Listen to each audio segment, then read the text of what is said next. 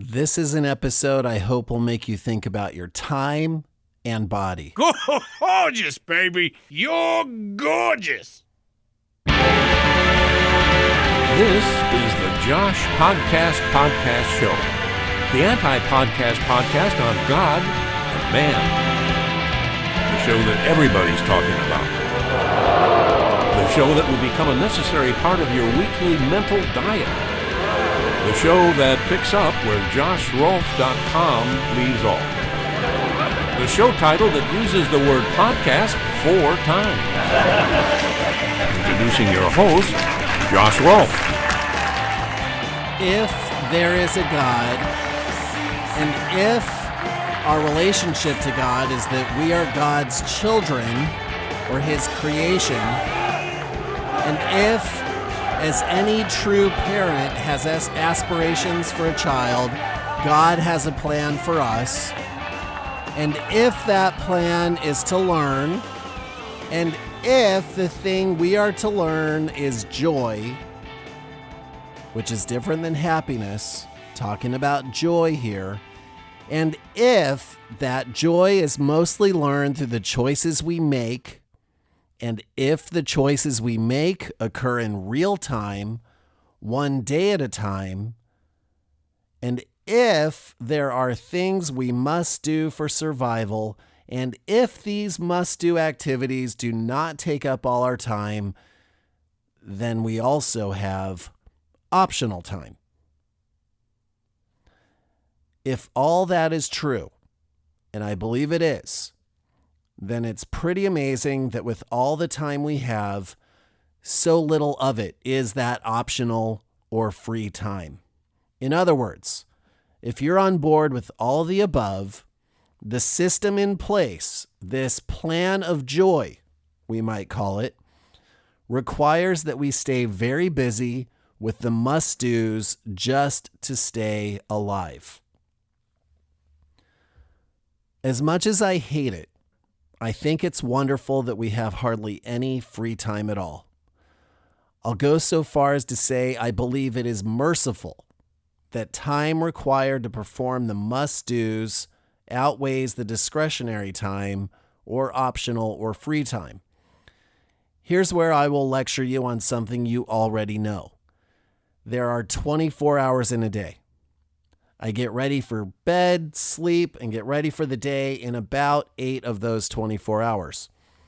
I look for, prepare, and eat about 3 meals a day, which takes roughly 2 total hours.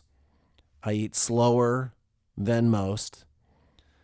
I drive to work and then perform the duties and responsibilities my job requires for roughly 10 of those hours. Ideally, I should exercise in one of those hours, take care of my body, which I'll speak on later, which means I have roughly 5 hours scattered throughout the day, never all in one stretch, to devote to optional activities. And after all my commitments to family, spirituality, church, community, after all those are finished, my precious free time is really not much time at all. So when choices must be made, we have time to consider them. If we don't spend adequate time in the first options, then our judgment will fall short. If we use the remaining 1/6 of our day poorly, again, our judgment will fall short. And since good judgment is key to our learning joy, then how we manage our time determines to a large extent our success in that endeavor. I look at the 5/6 of my day as a mercy that God has structured a system where we are never quite free enough. And free enough to screw up is what I mean. That when I make choices in my free time, I will learn through trial and error to use that time wisely in order to bring the kind of fulfillment that leads to joy. Everything else is stuff I have to do, like recording this podcast right now. All of a sudden, in the last few years, the thought of getting older has me much more motivated to take care of my body. I was alone for a week in July a couple years ago while my family was out of town, which gave me the perfect opportunity to use my discretionary time to work out. I've never been consistent with that, and I now have the desire to be more consistent. I've had the desire before. Now it's an increased desire, the kind that's motivated me to action. I do best when I make a goal to do something daily as opposed to narrowing it to 2 or 3 times a week. So during that week and a half, I ran every day. I went to the gym every day. I'm no bodybuilder, but I did enjoy lifting while listening to a backlog of podcasts. The first day at the gym was a Thursday or Friday. I think it was a Friday. The rest of the weekend that followed, I couldn't straighten my arms. It had been a while since I had lifted more than the weight of my children, and I paid the price. One night that weekend, I felt some muscle pain in my right shoulder. On Monday, I texted my amateur bodybuilder brother and asked his opinion about whether I should work out that day. He said I should work out through the pain and that I would feel better as I lifted. Sure enough, it all happened just as he said. At the time, I was 38 years old, and I thought, how did I live for 38 years and not learn this fact? And if that's true, imagine all the other fundamentally basic life skills I still don't understand. When I felt muscle pain before, I would rest, but that was the wrong thing to do. And that got me thinking about mercy too. For thousands of years, we humans worked with our muscles to eat our bread. Today, my pointer finger on the mouse in the air-conditioned office doesn't necessarily break a sweat on my brow. Our bodies are creations of mercy.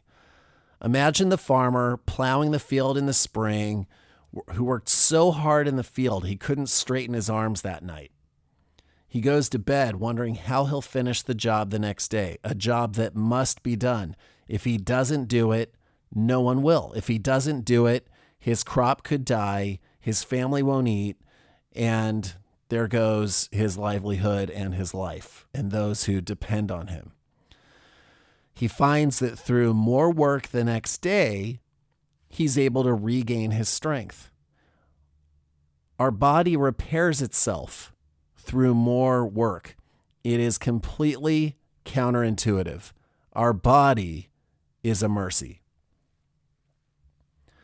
So I've mentioned only 2 examples of mercy, one about the time we have and the other about our bodies. There are countless more mercies that bless our lives, many of which I am probably unaware. I realize there are a multitude of caveats to what I've said above. Like the fact that if your collarbone really hurts, maybe you broke it and should not use it for a while. But in most cases, I think I'm on the right track. So I hope that it makes you appreciate a little more the body you don't want to use and the time you don't have.